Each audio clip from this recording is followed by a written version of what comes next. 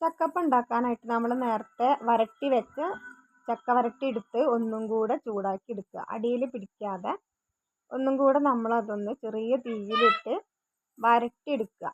നമുക്ക് വേണമെങ്കിൽ അതിലേക്ക് കുറച്ചും കൂടെ നെയ്യ് ടേസ്റ്റിന് ഒഴിച്ചെടുക്കുക ചെയ്യുക, ആവശ്യമുണ്ടെങ്കിൽ മാത്രം. ഇനി ശർക്കരപ്പാനി ഇവിടെ റെസ്റ്റ് ചെയ്യാൻ വെക്കുക. ഇനി അതിലേക്ക് ആവശ്യമുള്ള ശർക്കര ഉരുക്കിയെടുക്കുക. ഒരു 3 അണി ശർക്കരയാണ് ഇവിടെ ഉരുക്കിയെടുത്തത്. ഇനി ഇതൊന്ന് തണുക്കാൻ വേണ്ടി വെക്കാം. ഇനി നമ്മൾ അതിലേക്ക് ആവശ്യമുള്ള അരിപ്പൊടിയാണ് എടുത്തത്. ഒരു 1.5 കപ്പ് അരിപ്പൊടി ഇതുണ്ട്. ഇനി നമ്മൾ അതിലേക്ക് തണുക്കാൻ വേണ്ടി വെച്ച ശർക്കരപ്പാനി കുറേശ്ശായിട്ട് ഒഴിച്ചെടുക്കുക. 2-3 പ്രാവശ്യമായിട്ട് ഒഴിച്ചെടുക്കണമായിരിക്കും നല്ലത്. കാരണം നമ്മൾ ആദ്യം തന്നെ നന്നായിട്ട് ഒഴിച്ചെടുത്തിട്ടുണ്ടെങ്കിൽ ചിലപ്പം ലൂസായി പോകും. അപ്പം ഘട്ടം ഘട്ടമായിട്ട് ഒഴിച്ചെടുത്ത് നമുക്ക് കറക്റ്റാക്കി കിട്ടും. അപ്പോൾ ആദ്യത്തെ പ്രാവശ്യം ഒഴിച്ചെടുത്തപ്പം അത് കമ്മിയുണ്ട്. പിന്നെ അതിലേക്ക് നമ്മൾ നേരത്തെ മാറ്റി വെച്ചിരുന്ന ശർക്കരപ്പാനി കൂടെ ഒഴിച്ചെടുക്കുക. ഇനി ഇതും പോരാന്നുണ്ടെങ്കിൽ നമുക്ക് വേറെ ശർക്കരപ്പാനി ഒന്നും കൂടെ ഉരുക്കിയെടുക്കേണ്ടി വരും. നമുക്ക് നോക്കത് പാകം ഉണ്ടാവുമോ ഇല്ലേന്ന്. ഇനി അതൊന്ന് മിക്സ് ചെയ്തെടുക്കുക. ഇപ്പം നമ്മൾ ഈ ചക്ക സീസണൊക്കെ ആകുമ്പോൾ നല്ല വരിക്കച്ചക്ക പഴഞ്ചക്കയൊക്കെ കിട്ടിയിട്ടുണ്ടെങ്കിൽ നമ്മളിങ്ങനെ എടുത്ത് വെച്ചാൽ ഇടയ്ക്ക് ഇതേപോലെ എന്തെങ്കിലുമൊക്കെ നമുക്ക് ഉണ്ടാക്കി കഴിക്കാം. ഇനി അതിലേക്ക് നേരത്തെ വരട്ടി വെച്ച ചക്ക ഇതിലേക്ക് ഇട്ടെടുത്തിട്ട് അത് രണ്ടും കൂടെ ഒന്ന് മിക്സ് ചെയ്തെടുക്കുക. ഇത് ഇങ്ങനെ തന്നെ വേണമെങ്കിൽ നമുക്ക് ചക്കേൻ്റെ അട ഉണ്ടാക്കാം കേട്ടോ. ഇത് ഇതേപോലെ മിക്സ് ചെയ്തെടുത്തിട്ട് നമ്മൾ ഇലയിൽ വാഴൻ്റെ ഇലയിലോ പൊടണി ഇലയിലൊക്കെ പരത്തിയിട്ട് അതിൻ്റെ ഉള്ളിൽ തേങ്ങേൻ്റെ ഫില്ലിങ്ങൊക്കെ നിറച്ച് ആവിയിൽ കയറ്റി വേവിക്കുകയൊക്കെ ചെയ്യാം. അപ്പോൾ ഇതിലേക്ക് കുറച്ചും കൂടെ ഒരു ശർക്കരപ്പാനിന് കമ്മിയുണ്ട്. അത് പോരാ, അങ്ങനെയല്ല, ബാറ്റർ കുറച്ചും കൂടെ ലൂസായി കിട്ടണം.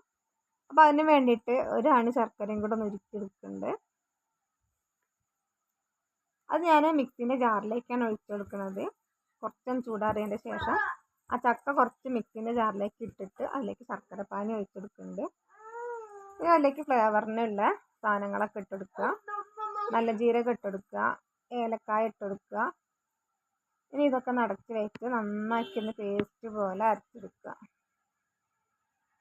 അതിനകത്ത് അരക്കൊന്നും വേണ്ട, ഓൾറെഡി എല്ലതും ഇതായതാണ്. അപ്പം കുറച്ചൊന്ന് അരച്ചെടുത്താൽ മതി. ഇനി ഇത് രണ്ടാമത്തതും ഇതേപോലെ തന്നെ നമ്മൾ ശർക്കരപ്പാനിയും ചക്കവരട്ടിയും കൂടെ ചക്കവരട്ടി ഇട്ടതും കൂടെ മിക്സിയിൽ അരച്ചെടുക്കുക.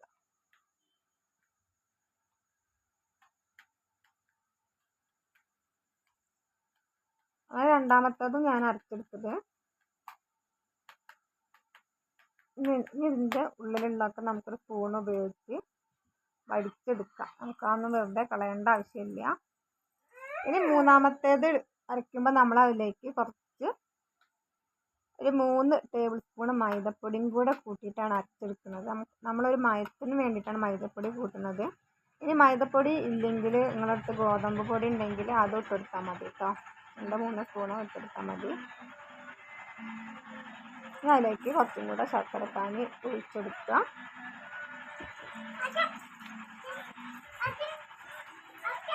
എന്നിട്ട് അതും പേസ്റ്റ് പോലെ അരച്ചെടുക്കുക.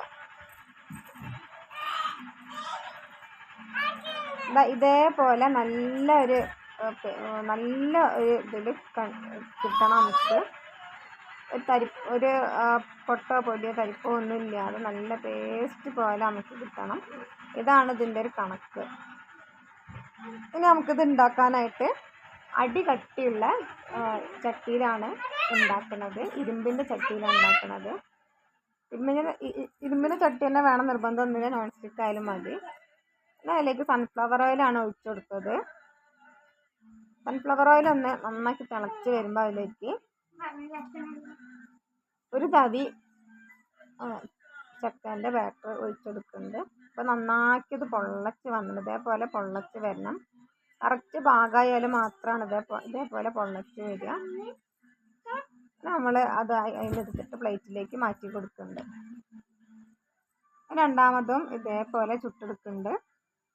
നിങ്ങൾക്ക് ഓരോന്നോരോന്നായിട്ട് ചുട്ടെടുക്കാൻ ബുദ്ധിമുട്ടാണെങ്കിൽ 5 6 ഒന്നിച്ച് ചുട്ടെടുത്താലും മതി. പരസ്പരം ഒട്ടി പോവാതെ 5 6 ഒന്നിച്ച് ചുട്ടെടുത്താലും കുഴപ്പമൊന്നുമില്ല. നമുക്കത് വേഗം വേഗം വെന്ത് കിട്ടുന്നുള്ളൂ. ചെറിയ തീയിൽ വേണം. ഒഴിച്ചെടുക്കുമ്പോൾ തീ കൂട്ടി വെക്കുക. എന്നിട്ടൊന്ന് പൊള്ളച്ച് വന്നതിന് ശേഷം തീ കുറച്ച് കൊടുക്കുക. അപ്പോൾ അതിൻ്റെ ഉൾഭാഗമൊക്കെ നമുക്ക് വെന്ത് കിട്ടുള്ളൂ. അല്ലെങ്കിൽ പുറം ഭാഗം മുരിഞ്ഞിട്ട് ഉള്ളു വേവാതെ നിൽക്കും.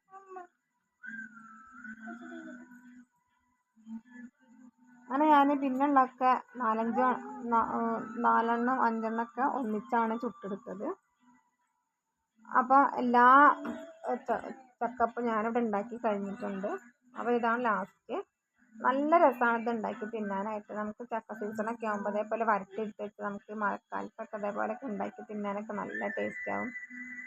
ഇതൊരു ഹോർലിക്സിൻ്റെ കൂടെയോ അല്ല പാൽച്ചായൻ്റെയോ ചക്കേൻ്റെ കൂടെയോ അല്ല കട്ടൻ ചായൻ്റെ കൂടെയോ എന്തിൻ്റെ കൂടെ ഈ ചക്കപ്പം കോമ്പിനേഷനാണ്. നല്ല രസമാണ് തിന്നാനായിട്ട്. അപ്പോൾ നിങ്ങൾക്ക് ചക്ക കിട്ടുമ്പോൾ അതേപോലെ വരട്ടി എടുത്ത് വെച്ച് നോക്കുക, ഉണ്ടാക്കി നോക്കുക. Thank you.